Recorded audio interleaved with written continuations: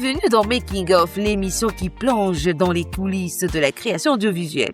Aujourd'hui, cap sur une révolution silencieuse mais puissante, celle des créateurs africains et en particulier gabonais qui redéfinissent l'image à travers le cinéma et les clips vidéo.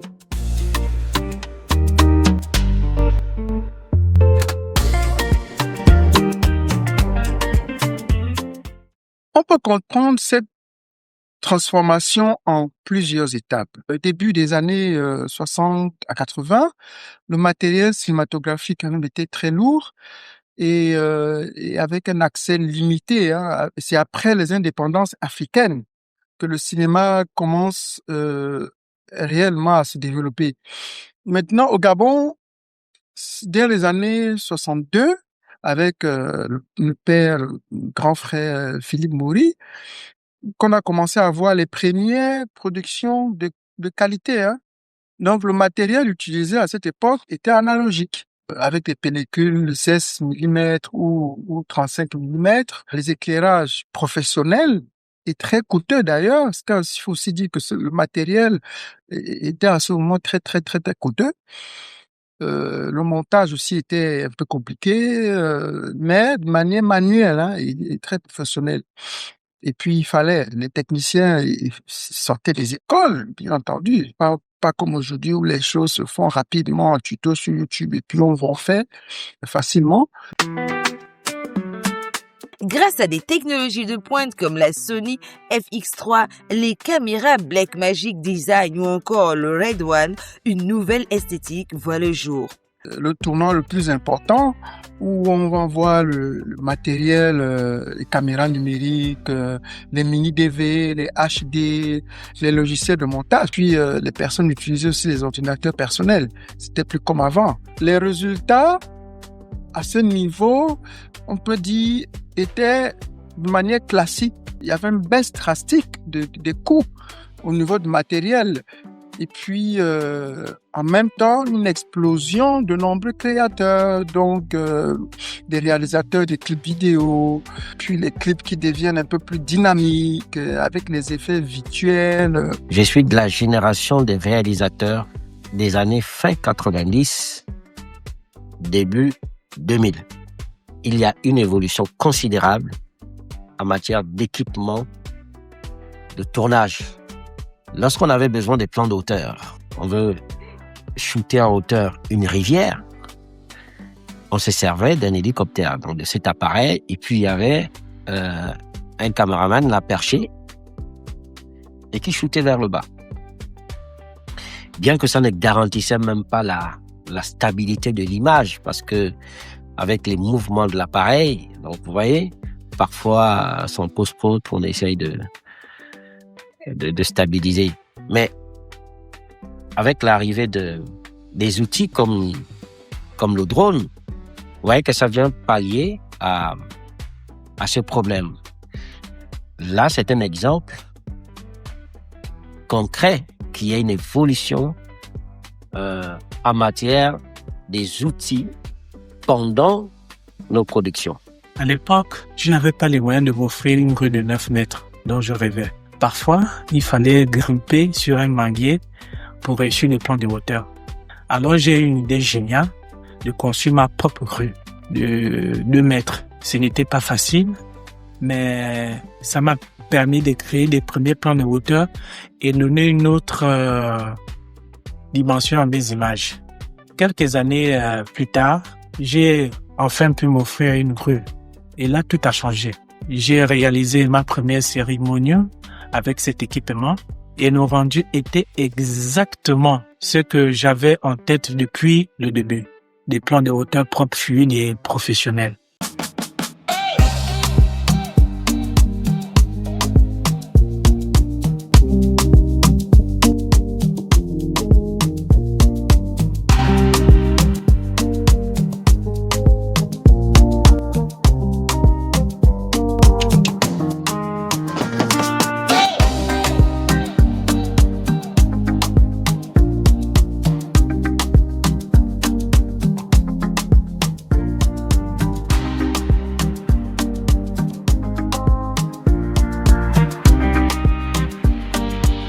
Longtemps, le cinéma africain a été limité par le manque de moyens techniques. Mais aujourd'hui, une nouvelle génération de réalisateurs s'approprie des outils professionnels autrefois réservés aux grandes productions internationales. Le matériel est devenu disponible parce qu'avant, il fallait avoir le 35 mm qui n'était pas disponible à toutes les bourses.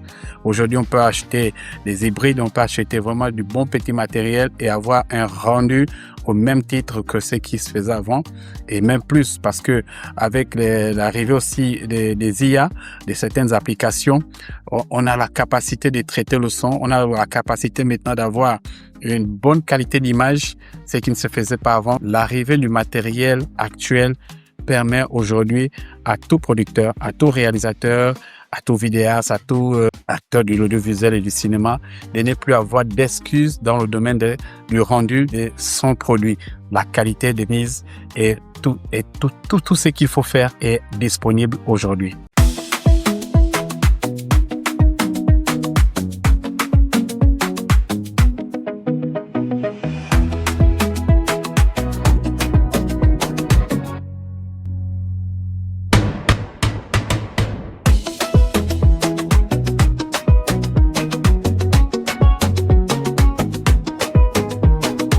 La qualité d'image devient un langage, couleurs riches, profondeur cinématographique, mouvements fluides. L'Afrique raconte désormais des histoires avec une esthétique mondiale. Pour ce qui est de la qualité des clips et des films, par rapport au matériel, je pense que les choses s'améliorent. Déjà, nous avons une bonne qualité d'image, le son, les décors aussi. Les lumières sont bonnes. Et je pense que les productions africaines, elles évoluent et je crois que dans les années à venir, nous aurons une réelle et grande industrie africaine. Pour la qualité d'image, pour le son, tout va du matériel.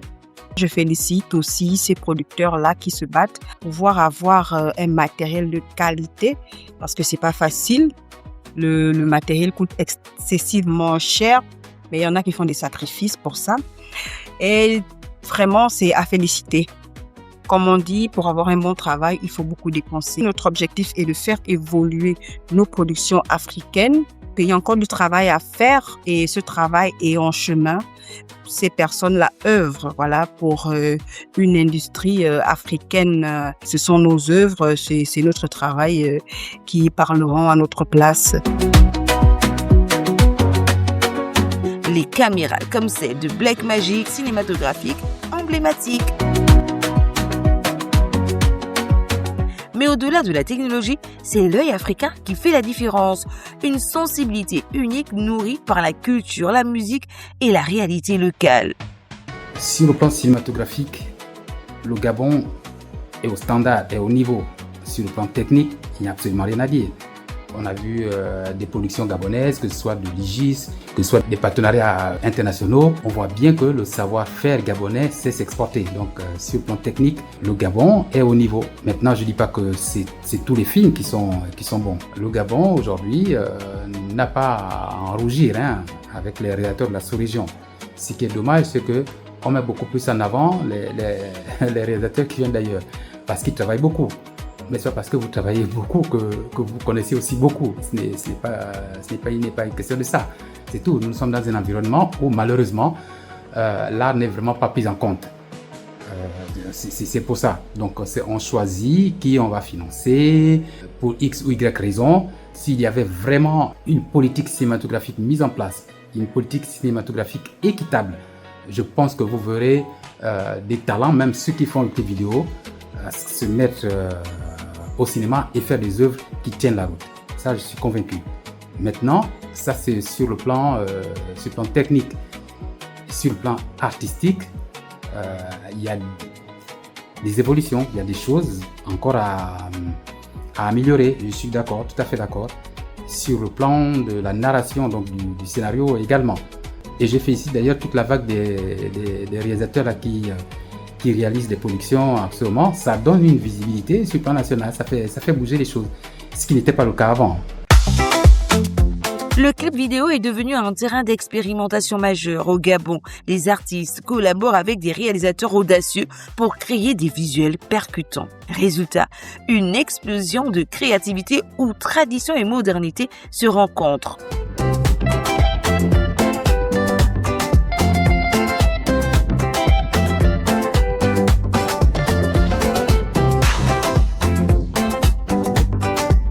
Ce renouveau ne se limite pas à la technique, il s'agit aussi de raconter l'Afrique autrement, fière, moderne et complexe. Il faut noter que le matériel n'est plus le facteur clé.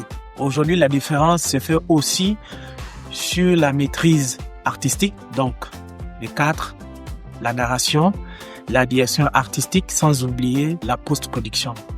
Le Gabon voit émerger de nouvelles sociétés de production et une jeunesse créative qui s'approprie ces outils modernes pour raconter des histoires locales avec une esthétique globale.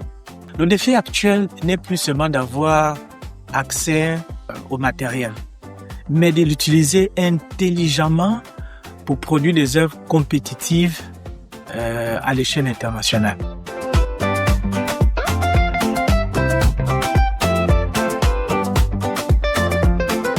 Le Gabon, comme de nombreux pays africains, est en train de redéfinir le code de l'image grâce à des outils puissants et une vision affirmée. Une nouvelle ère s'ouvre pour le cinéma et les clips africains. Je suis de ceux qui pensent que les gars font beaucoup d'efforts. C'est juste l'environnement qui n'est pas assez propice et favorable pour l'éclosion. Il n'y a pas un cadre juridique qui les protège et qui permet qu'ils puissent vivre réellement de ça. Sinon, les réalisateurs gabonais, soit dans le cinéma ou dans la réalisation des clips, sont des machines de guerre. Ce sont des génies. Je profite de cette occasion pour attirer l'attention de nos autorités. Faciliter cet environnement-là. On a l'impression qu'aujourd'hui, pour réussir, il faut mettre son clip hors des chaînes locales. Et c'est ce qui est un peu triste.